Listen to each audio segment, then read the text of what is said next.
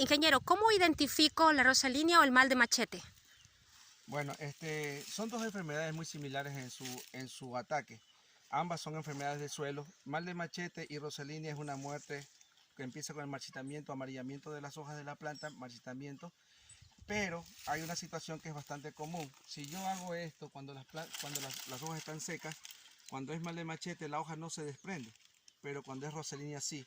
Las otras condiciones es que cuando es mal de machete empieza a verse un aserrín en la base, que es producto del insecto que está haciendo el taladrado de la base del tronco, ¿sí? Que se llama Sileborus el insecto. Este insecto, ¿cómo funciona?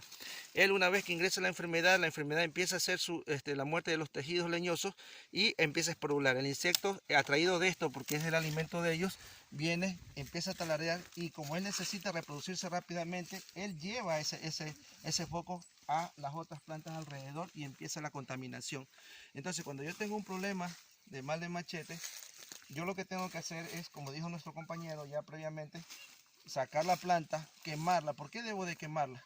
¿Por qué? Porque el insecto tiene sus huevitos ahí dentro de esto de aquí y ahí no hay insecticida que penetre el leño. Entonces el calor, el fuego, ese sí va a matar y evitamos la propagación del insecto.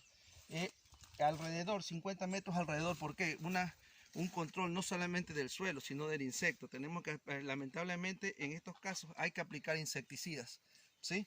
Se debe de aplicar insecticidas, pero a partir de las 4 en adelante, de la tarde en adelante, no en la mañana porque son insectos que son de ataque nocturno, ¿ok? Cuando es rosalínea, en cambio, vamos a ver en el ataque, si sacamos la corteza del árbol, va a haber una especie como una especie de telaraña blanquecina. Entonces esa es la población del hongo de rosalínea. Rosalínea es un poco más complicado controlarla. ¿Por qué? Porque se transmite a través de las raíces. De raíz a raíz es rapidísimo la transmisión. Inclusive se la puede llevar en las herramientas, en los zapatos. Los animalitos se la pueden llevar hacia otros sitios. Es mucho más peligrosa, pero no con esto quiero decir que mal de machete también. ¿Sí? Son dos enfermedades que pueden acabar totalmente con las plantaciones de cacao.